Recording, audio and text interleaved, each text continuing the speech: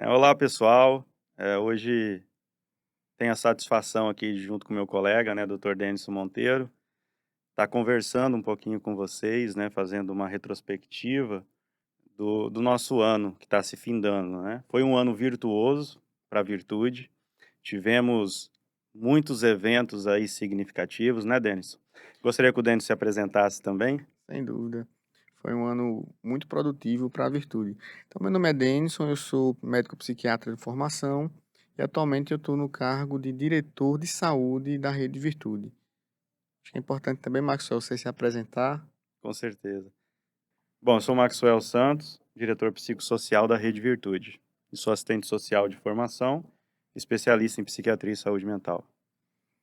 Eu acho que para iniciar nossa conversa, nada melhor do que a gente falar sobre essa aproximação que a gente teve esse ano e que a gente vem desenvolvendo com o Hospital Israelita Albert Einstein de São Paulo, que sem dúvida é uma das instituições mais respeitadas do Brasil e do mundo. E a gente tem trazido muitos conhecimentos, principalmente relacionados a como cuidar da saúde mental dos nossos colaboradores, como cuidar da nossa própria saúde mental. Eu fiquei particularmente assim, muito entusiasmado, né, com o convite. Para mim foi uma grande surpresa, porque nós estamos falando de um hospital de renome, né, não só nacional, é o melhor hospital do Brasil, Albert Einstein, e acho que está entre os 30º hospital, salvo engano, do mundo. Então, e o melhor da América Latina foi eleito esse ano novamente.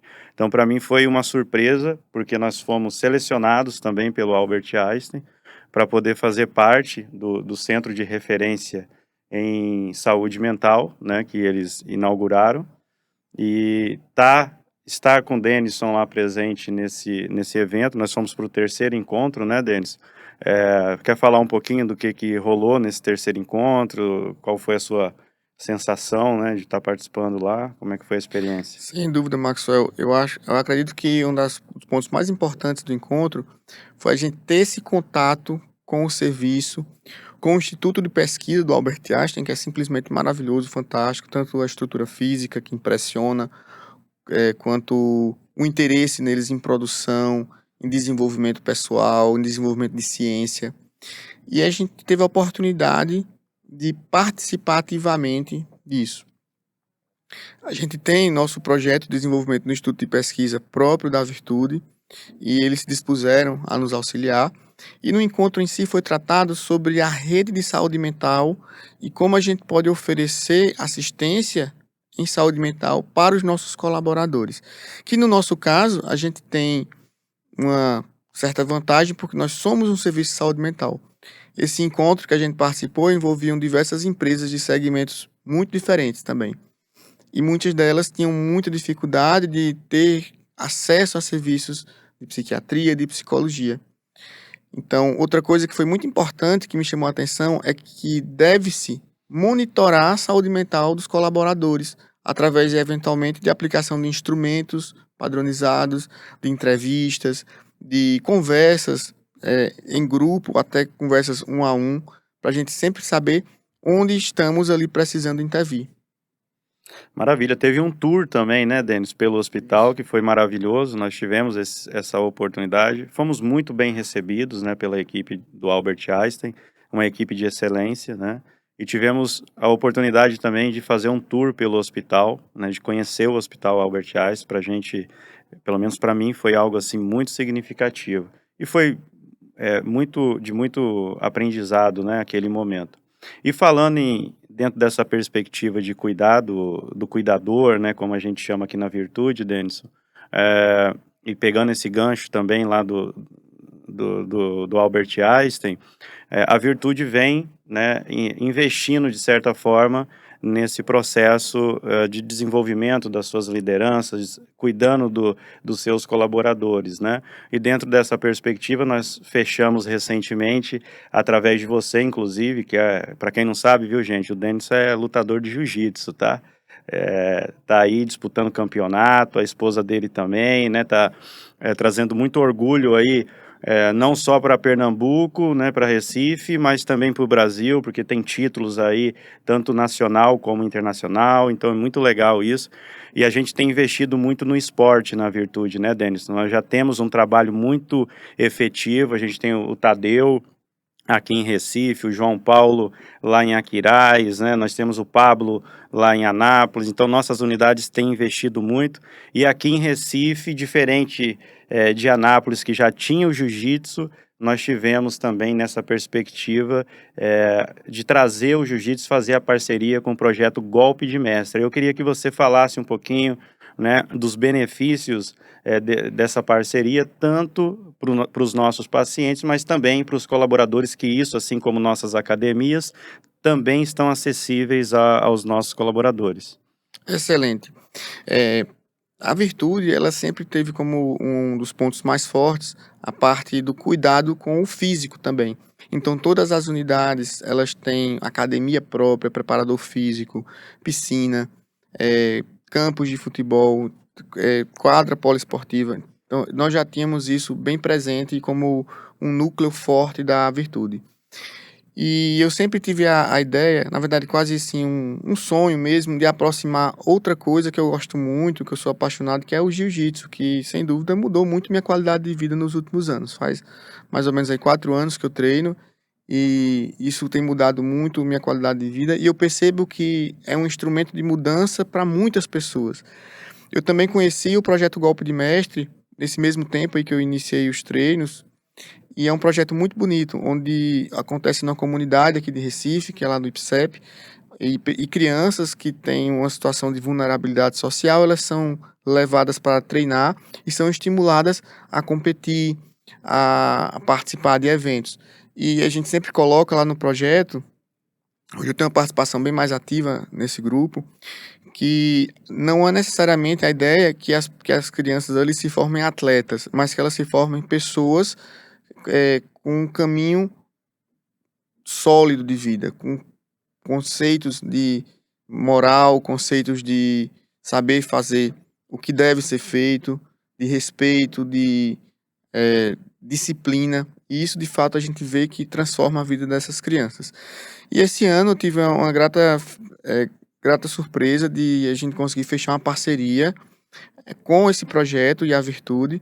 E a primeira grande ação dessa parceria foi o Campeonato Sul-Americano de Jiu-Jitsu sem kimono, que aconteceu no Rio de Janeiro, que a Virtude teve uma participação importantíssima para levar essas crianças para lá. Foram levados mais ou menos 18 atletas e muitos deles chegaram com medalhas de prata, medalha de ouro, medalha de bronze, e que para eles isso é muito importante, além de todo o simbolismo, e vai dar a oportunidade deles de pleitear um Bolsa Atleta. Então, crianças que às vezes viviam numa situação de extrema vulnerabilidade, agora vão poder ajudar suas famílias e poder investir em si mesmos. A gente até trouxe algumas fotos, né, assim, com essa camisa da Virtude, bem bonita, que a gente fez lá para... O próprio projeto fez essa camisa verde com a logo da Virtude, em agradecimento a esse apoio.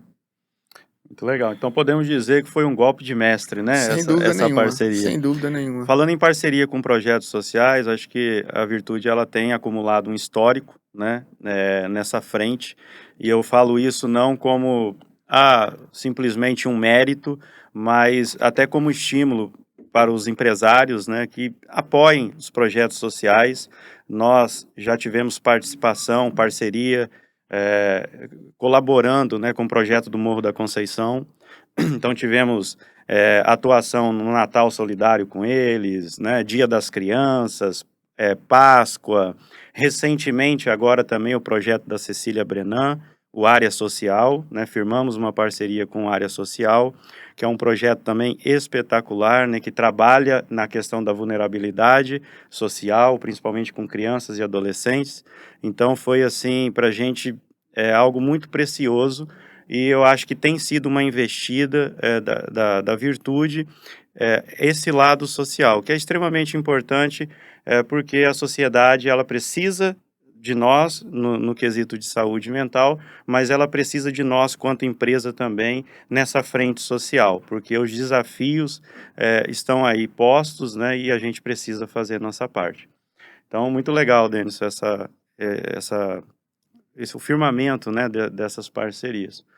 Bom, vamos falar um pouquinho agora sobre ah, essa parte de desenvolvimento de lideranças, que também nesse ano nós tivemos uma bela investida, né, através do nosso CEO, Frederico Macedo. Queria inclusive agradecer, uma pessoa que não mede esforços, né, para quando se fala no quesito de evoluir, de investir para a evolução, para o progresso, né, e para a qualidade.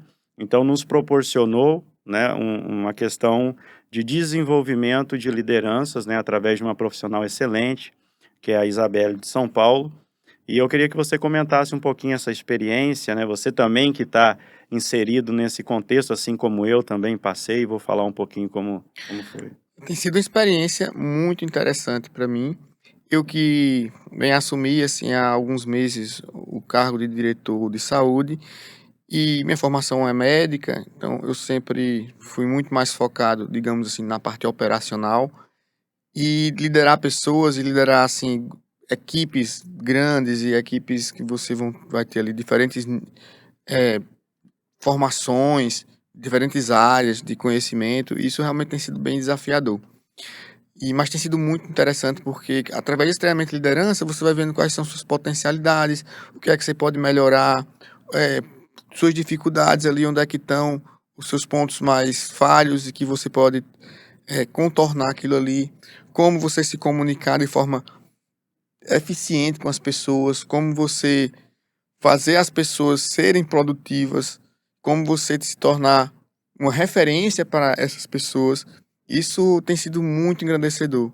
E sem dúvida, esse treinamento de liderança também tem me ensinado a enxergar coisas em mim que talvez eu não enxergasse antes. E isso tem melhorado muito, acredito, meu desempenho assim no cargo, na função. Eu também, me sinto muito privilegiado de ter essa oportunidade, né. Foi um trabalho que ele continua, mas de forma sistemática ele foi realizado durante, 90 dias, né. Toda semana encontros com a nossa mentora ali nesse quesito do desenvolvimento de liderança. E o mais interessante é que o desenvolvimento, quando a gente fala de desenvolvimento de liderança, pode dar um quê de que é só voltado para a questão corporativa, e não. Todo o desenvolvimento de liderança, ele passa pelo desenvolvimento pessoal. Então essa parte também do desenvolvimento pessoal, para mim, foi algo que me ajudou muito, né. Então, como o Denison já relatou, esses benefícios todos, foi algo bastante interessante, né. Então não tem como desenvolver uma liderança e não desenvolver a pessoa, né. É isso que eu trago de resumo desse trabalho e que para mim também tem sido muito satisfatório, né. E aí falando em desenvolvimento, falando em qualidade, que é também uma preocupação muito nossa, né, de, chegar na ponta do nosso serviço, tanto de saúde quanto da parte psicossocial, a qualidade que beneficie, em consequência, os nossos pacientes. E nesse sentido também nós tivemos uma experiência muito interessante, Denison, que foi, a participação no Efeito Magic, né. Então, eu não sei se vocês conhecem, mas o Efeito Magic, ele é uma mentoria, né, que ele traz essa proposta do encantamento Disney para dentro do ambiente corporativo, né. Então, é algo, assim, que realmente me surpreendeu muito, né, eu tinha uma visão, assim, do que era, mas participar daquele momento, de todos os ensinamentos que tiveram naquela ocasião, para mim foi muito enriquecedor. E aí eu queria que você falasse também um pouquinho, você participou também, né, a tua percepção, sobre mais essa investida também da virtude, né. Pois é, Maxwell, eu posso lhe dizer assim, sinceramente, que antes de eu ir para o evento, eu não estava tão assim otimista, né? Eu achei que ia ser mais do mesmo, assim, que a gente vê nesses eventos, enfim, eventos corporativos. Mas eu fiquei muito surpreendido com a qualidade dos ensinamentos.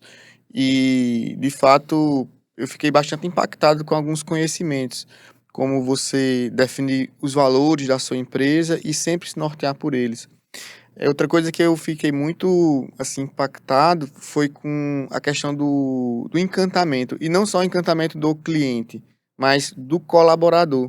Então, fazer com que as pessoas que trabalhem na empresa sejam apaixonadas pela empresa, gostem de trabalhar ali, valorizem o que estão fazendo e consigam fazer o melhor que que seja possível. E isso reflete diretamente no que o cliente, a pessoa que está consumindo seu serviço, o que ele sente em relação ao seu serviço. E a gente vê isso no dia a dia, assim, quando você vai numa empresa que você vê que os funcionários trabalham, assim, com aquela empolgação, com aquele ânimo, que os funcionários gostam de estar ali, você já cria uma percepção de que é um lugar bom, que é um bom serviço. Já quando você vai para um serviço que você percebe que os colaboradores, as pessoas que estão ali, estão só meio que fazendo por obrigação, você também já tem uma percepção, talvez aqui não tenha um serviço tão bom, de tanta qualidade, né? Isso para mim foi muito interessante. E sem falar que lá o palestrante, né, ele trouxe alguns relatos de situações assim do dia a dia, de pessoas que faziam serviços que aparentemente seriam serviços, digamos assim, entre aspas, banais, mas que faziam com tanta qualificação que se tornavam serviços muito especiais, como um assessorista de elevador ou um motorista de Uber, que fazia com que aquela experiência que você tinha com eles fosse uma experiência única e que você queria voltar a ter essa experiência. Essa experiência da moça lá do elevador, ela foi algo muito marcante, né? Porque, inclusive, ela fazia tão bem feito o trabalho dela, ela era tão carismática, né? Não era? Que fazia fila na onde era o elevador que ela ficava, né? No Hospital do Câncer, em São Paulo, né? E as pessoas faziam questão de ir porque a forma que ela recepcionava essas pessoas era algo que realmente, principalmente para aquelas pessoas que estavam vivendo um momento de dificuldade ali por questão da doença, familiares, né, e pacientes também, fazia uma diferença enorme no dia dessas pessoas, né? E o mais legal de tudo, que ela tinha tanto amor naquilo que ela fazia, que ela recebeu várias propostas de empresários, né, pela profissional que ela era, de sair da empresa e trabalhar em outra coisa, e ela não aceitava, porque ela tinha uma causa, né? Ela tinha um propósito ali, ela se sentia parte do tratamento daquelas famílias e daquelas pessoas. Então, aquilo realmente me chamou muita atenção. E o motorista de Uber que proporcionava, né, alegria para os seus clientes lá nos Estados Unidos, teve participação ao vivo desse motorista de Uber, que uma coisa assim também muito bacana. Então, eu acho que o efeito Magic trouxe para nós, tornou mais tangível essa possibilidade, que às vezes a gente vê a questão do encantamento, né, desse mundo Disney. O nosso CEO, Frederico Macedo, ele tem esse ideal de tornar a psiquiatria uma psiquiatria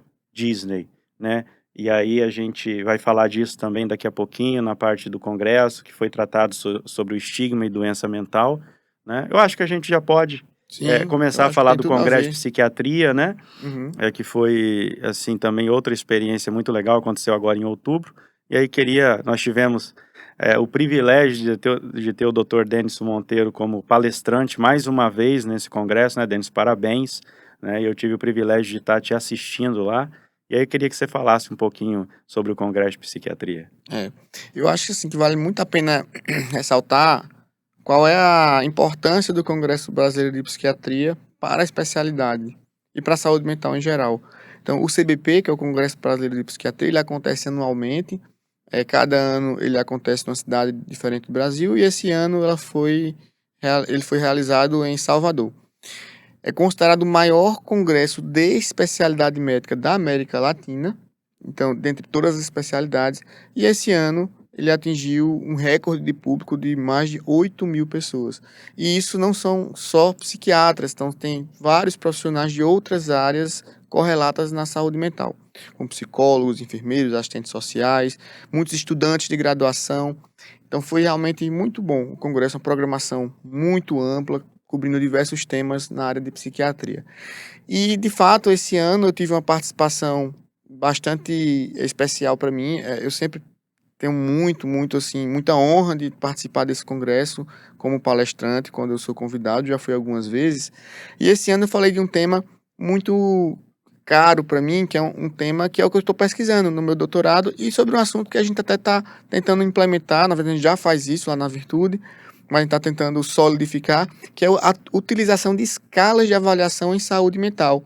Então, falou-se sobre escalas de avaliação para depressão, escalas de avaliação para sono e insônia, escalas de avaliação para TDAH, que é transtorno de déficit de atenção e hiperatividade, escalas de avaliação para transtorno disfórico pré-menstrual, que é um tipo de síndrome pré-menstrual mais severa, mais intensa, e escala de avaliação para TOC, transtorno obsessivo compulsivo. Então, como é que a gente usa esses instrumentos para pontuar, para ter um parâmetro objetivo de que nossos pacientes estão evoluindo bem ou não, ou para avaliar alguma intervenção?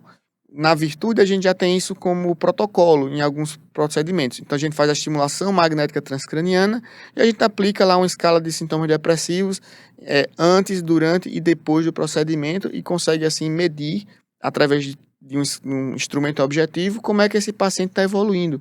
E isso a gente percebe que tem acrescentado, tem agregado muito no tratamento do paciente. Então, foi para mim, um dos pontos que eu gostei mais, essa palestra que eu participei, mas tiveram vários pontos fortes. Eu também ressalto algumas palestras da minha área de pesquisa, que é de psiquiatria intervencionista. A gente teve a presença do maior pesquisador do mundo na área de eletroconvulsoterapia e de estimulação magnética transcraniana, que foi o professor Harold Saken, dos Estados Unidos, da Universidade de Colômbia. Ele teve algumas apresentações muito interessantes, muito ricas, e ele também até se disponibilizou a tirar dúvidas, é uma pessoa muito amável e muito acessível. Ô, Então foi Denis, bem interessante. eu vou te interromper porque isso aí eu preciso comentar, né? Sim. Esse encontro com o Dr. Saken, ele foi, assim, uma coisa extraordinária, porque, né, ele é uma referência no mundo, como o Denison disse, e nós estávamos comentando sobre ele, estávamos na parte de exposição de livros Tomando um ali, né? café, Tomando um né? cafezinho, batendo um papo, né? E quando a gente olha, o Dr. Saken surge do chão e aparece, e aí a gente ficou assim, né? E aí o Denison conversou com ele reconheceu também o Denison do Congresso Americano, né? Isso. Que vocês estiveram junto lá, e aí tiveram alguns minutos de conversa ali, eu pude registrar esse momento também, então foi muito bacana essa ocasião que aconteceu. Foi bem bacana. Eu acho que isso aí para mim também foi um dos pontos que valeram o congresso. Aqueles eventos você fala assim, isso aqui pagou o meu congresso. Esse foi um dos momentos, sem dúvida. É. Assim como eu também com o Dr. Ronaldo Laranjeira, né? Dr. Ronaldo Laranjeira, ele é uma referência, né, é a maior autoridade que nós temos hoje no Brasil na área de dependência química, e eu tive o privilégio de estar com ele também, né, na parte do congresso que tratou sobre a descriminalização das drogas. É um assunto polêmico, né, existe dois lados aí de argumentação, um do ponto de vista jurídico, né, que o artigo 28 da lei atual sobre drogas, ele traz uma complicação jurídica pela falta de clareza de limite do porte de drogas, né, e isso está no Supremo Tribunal Federal agora com grande probabilidade de ser aprovado essa descriminalização da droga, do porte de droga. E aí se falam da possibilidade entre 25 e 60 gramas, né, que o usuário poderá portar, e aí existe outras contradições, por isso que é um assunto polêmico, porque quando você descriminaliza isso, aonde que essa pessoa compra, né? Você não está legalizando, então existe uma diferenciação. Então, se não tem um comércio legalizado, como é que essa pessoa então pode consumir, aonde ela comprou? Então tem algumas divergências aí, e nós participamos desse debate que foi bastante interessante. O Dr. Antônio Geraldo também teve uma participação. Ele e o Dr. Ronaldo Laranjeira, Uhum. do ponto de vista da saúde, são completamente contrário a essa ideia, né, de descriminalização da maconha ou de qualquer outra droga. Os impactos, né, são através de evidências aí de países que fizeram esse movimento, o impacto na saúde está muito claro pelas evidências que eles apresentaram, que é extremamente prejudicial, e aí eu vou pedir para o Denis comentar mais do ponto de vista da maconha na perspectiva psiquiátrica, né? Mas foi um debate, assim, muito enriquecedor, né? Tivemos também um desembargador, o Ordelas, né, que é desembargador do Tribunal de Justiça do Rio Grande do Sul, que contribuiu também trazendo esse ponto de vista da justiça, desse embaraço que existe, e foi muito legal também ouvir o ponto de vista dele, mas existe um choque, né? Existe algo que está tentando ser reorganizado com a descriminalização, que vai ajudar no ponto de vista jurídico, mas existe um impacto social e na saúde muito significativo, né? E isso está no Supremo Tribunal e agora o Senado Federal também tentando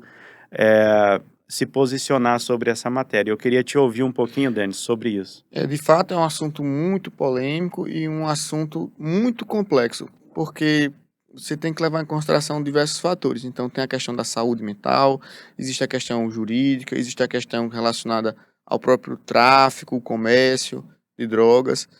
Existem experiências de outros países, algumas não tão bem sucedidas. Então, eu tive no Congresso Americano de Psiquiatria ali uns 2 anos atrás, que foi em São Francisco, na Califórnia, e lá é legalizada a maconha.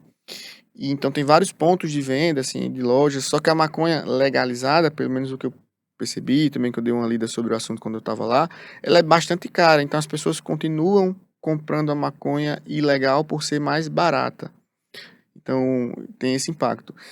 E por outro lado, como é legalizada, é muito mais frequente que as pessoas consumam. Então, quando você disponibiliza uma droga, como por exemplo, como a gente tem com álcool, você tem um impacto direto no consumo. A grande preocupação em relação à maconha é o quanto isso impacta na saúde mental de jovens, principalmente. A gente sabe que existe uma relação direta do uso da maconha, da exposição à maconha na adolescência e o desencadeamento de quadros psicóticos, como inclusive a esquizofrenia, em pessoas que são vulneráveis do ponto de vista genético. Obviamente, esse é apenas um dos pontos de vista e um dos fatores que são levados em conta. Quando a gente fala descriminalização, a gente não está falando necessariamente de legalização.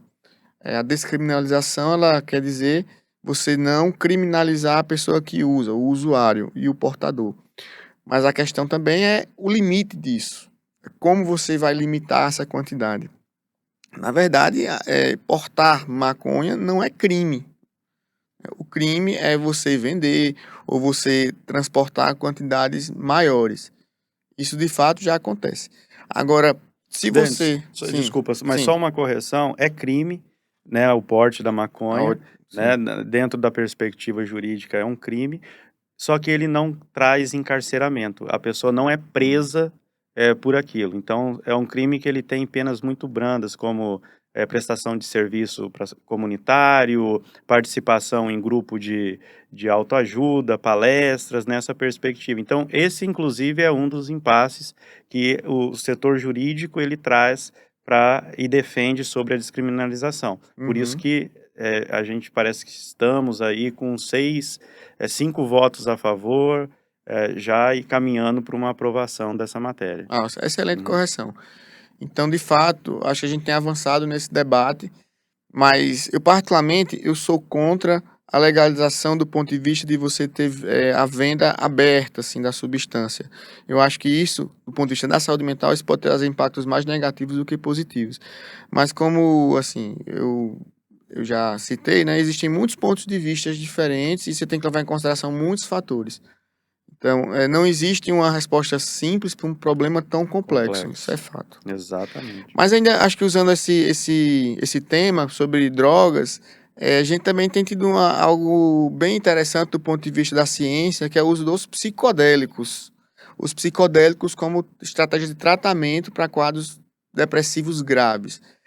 E também foi um tema que envolveu muitas polêmicas, já existia um início desses estudos na década de 70, por aí, 80, e depois esses estudos eles foram meio que abandonados por questões, enfim, questões legais, movimentos que eram contra o uso dessas substâncias e tudo mais. Só que há uns anos atrás foram retomados os estudos e os resultados têm sido bem interessantes, principalmente com a psilocibina, que é um alucinógeno que vem de uma espécie de cogumelo. Porém, assim, esses estudos, eles têm mostrado bastante segurança, mas em ambientes controlados, em ambientes que têm um preparo para executar esse procedimento e dar um suporte que o paciente precisa. porque existem possíveis intercorrências. No Brasil, ainda não é aprovado para tratamento, mas é bem possível, pelo andar dos estudos, que nos próximos anos a gente tenha isso como estratégia de tratamento para depressões muito graves também. Em alguns países até já está mais avançado, assim, essa ideia, é como lá na Austrália. Mas em breve acho que nós teremos isso como estratégia de tratamento. Agora que é muito importante ressaltar que não é você fazer o chá lá do cogumelo e beber e ficar assim alucinando. Isso é feito em doses bem específicas, que quando isso chegar para a prática clínica vão ser doses estudadas, doses pré-determinadas e individualizadas em um ambiente que seja controlado, um ambiente que tenha segurança para dar suporte a possíveis intercorrências. Mas já é uma realidade para a ciência, sem dúvida, isso aí. Para tratamento da dependência química também tem uma perspectiva, tem evidências de alguma substância referente a isso? Houveram alguns estudos com a ibogaína, né, estudos que inicialmente tinham trazido os resultados aparentemente favoráveis, mas que depois começaram a mostrar que talvez os resultados não fossem tão bons assim e de segurança questionável. Então acabou que foram um pouco houve um certo desinvestimento nos estudos com a ibogaína. Mas com os psicodélicos também estão sendo estudados para dependência de álcool, dependência de outras drogas, e aparentemente tem resultados bem interessantes também. Bacana. Também, Denison, interessante no Congresso, foi tratado um tema, né, que é a questão do preconceito, mas o tema mesmo foi estigma, né, e doença mental. Então, eu inclusive participei desse debate, né, dessa apresentação. Na verdade, desculpe, não foi um debate, nem uma apresentação, foi um curso, e eu me inscrevi, fiz questão de fazer, porque nós, que estamos na área, sabemos que isso é um fato, existe, né, o estigma sobre o portador de transtorno mental.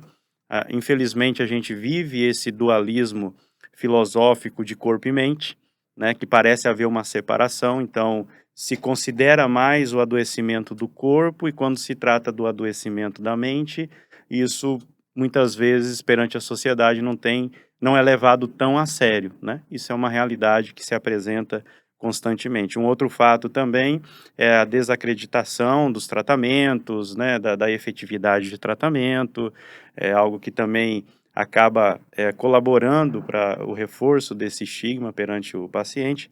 A mídia também tem um forte papel nisso, através dos relatos que se fazem da mídia. A gente tem, por exemplo, aí o filme do Coringa, né, que eu acho que é um dos mais recentes aí, que mostra um paciente que perde o controle, um portador, né, de transtorno mental, não, que perde o controle, que se torna uma pessoa agressiva, violenta, ao ponto de matar. Historicamente, nós temos vários filmes e matérias e livros que acabam colocando essa imagem perante a sociedade do paciente de transtorno mental como um paciente perigoso, como um paciente violento, e isso reforça esse estigma, né?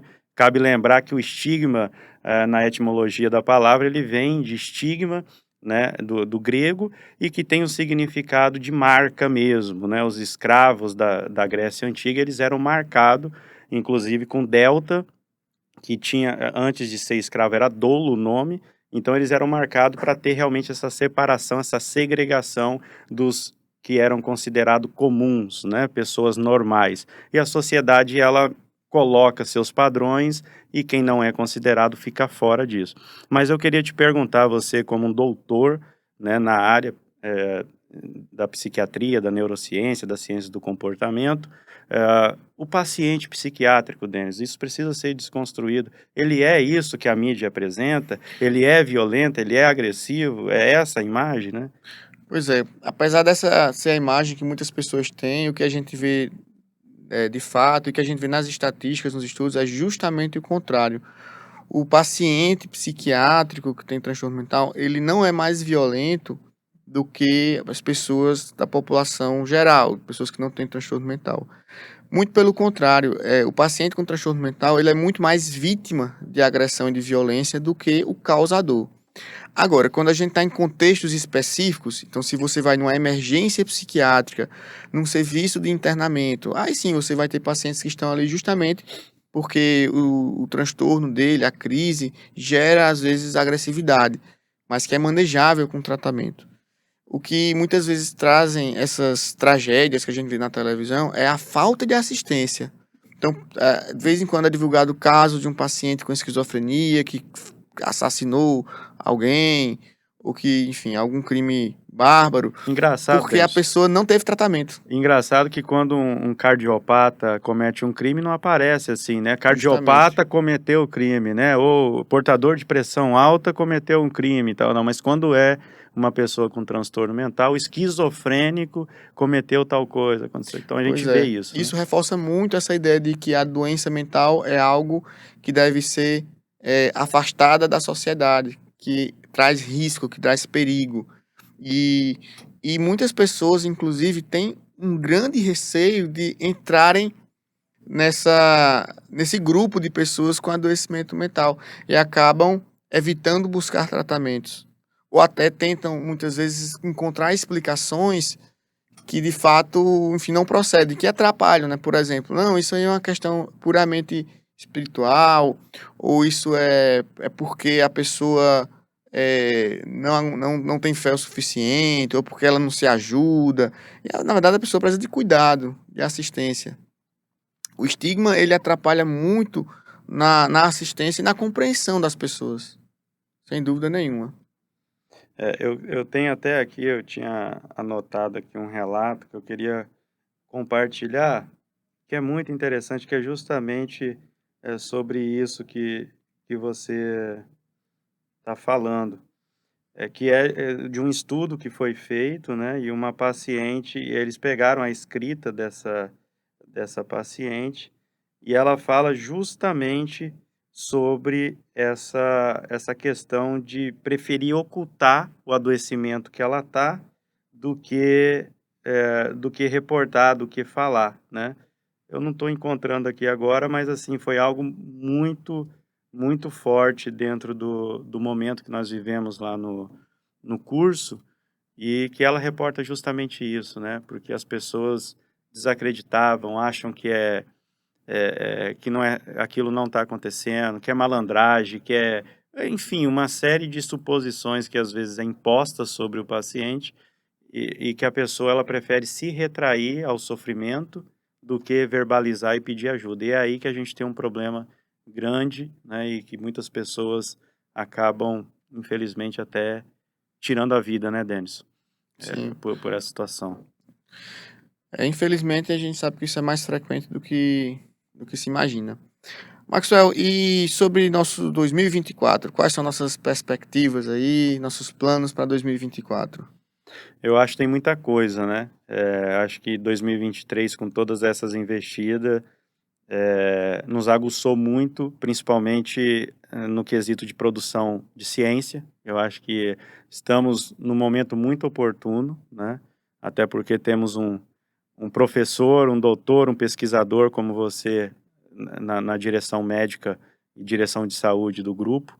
Então, eu acho que é realmente colocar para funcionar o instituto de pesquisa. Nós já conversamos sobre algumas frentes de pesquisa que devemos iniciar, né, dentro da própria Virtude, e que isso traga subsídio para o desenvolvimento, melhoramento do nosso trabalho, não só para nós, Virtude, mas para a sociedade. Produzir ciência é isso, né, é a gente produzir conhecimento com fundamentação científica e que isso sirva para boas práticas em saúde mental. Então, eu acho que isso é algo que deve já, no próximo ano, deslanchar de forma bem interessante, né? Eu creio que 2024 vai ser o ano do nosso desenvolvimento como grupo de pesquisa também. A gente vai colocar isso como prioridade, inclusive a gente já está dando encaminhamento a algumas ações, então a gente está estabelecendo uma parceria com grupos acadêmicos, como a Liga Acadêmica de Psiquiatria lá da Uninasal e de outras universidades também. A gente tem parceria com alguns serviços de residência médica para trazer estudantes, trazer médicos em formação, psiquiatras em formação para nos ajudar e criar assim um combustível para a produção de ciência. Também temos eventos importantes aí para o ano que vem, né?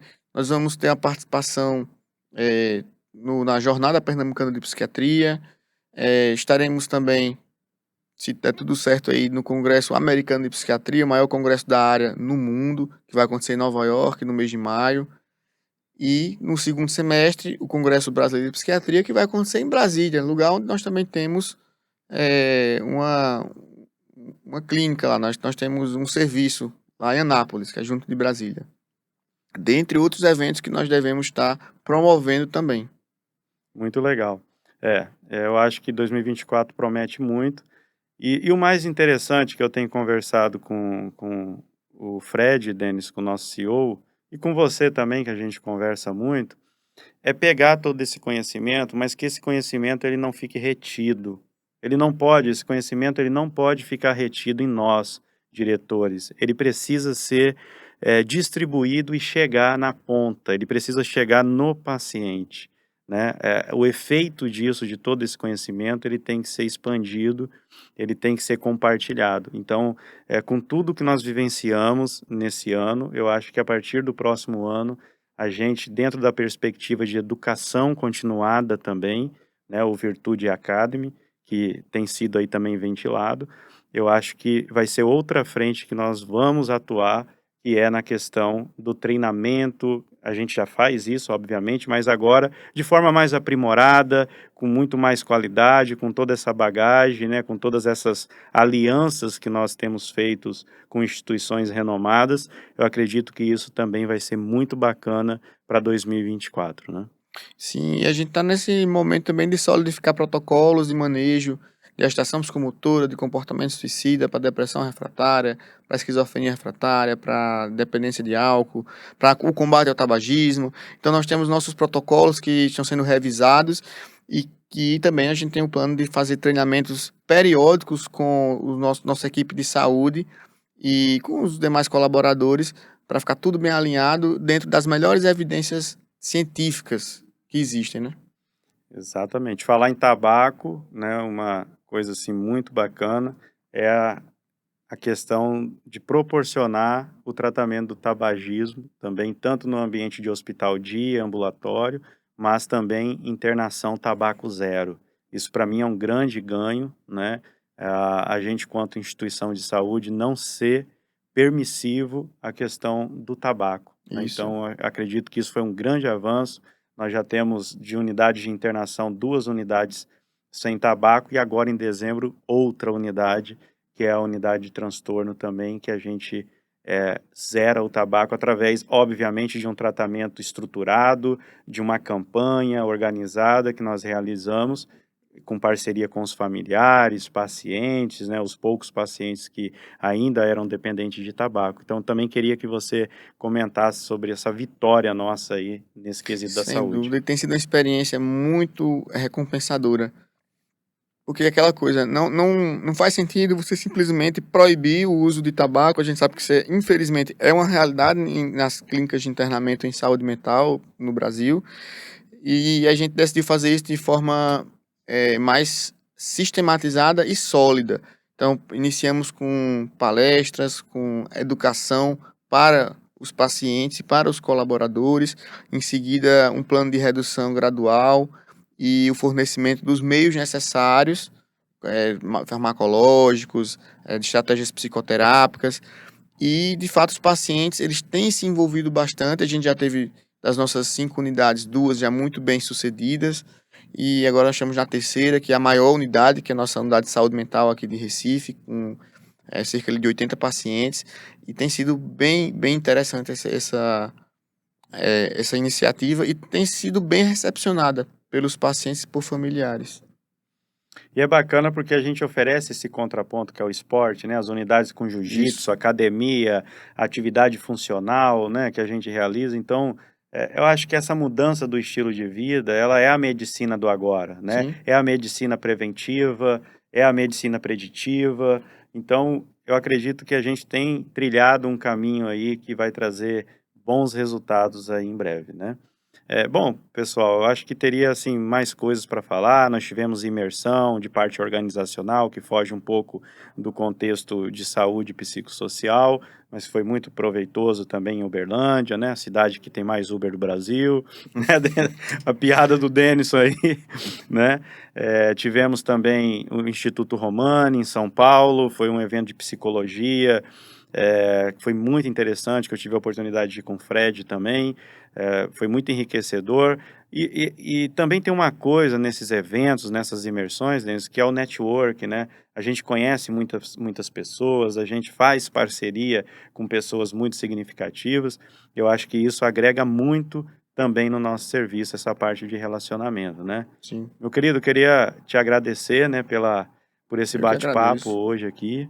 Foi um imenso prazer, né, a gente conversar um pouquinho sobre essa retrospectiva da Virtude. Que venha 2024, né?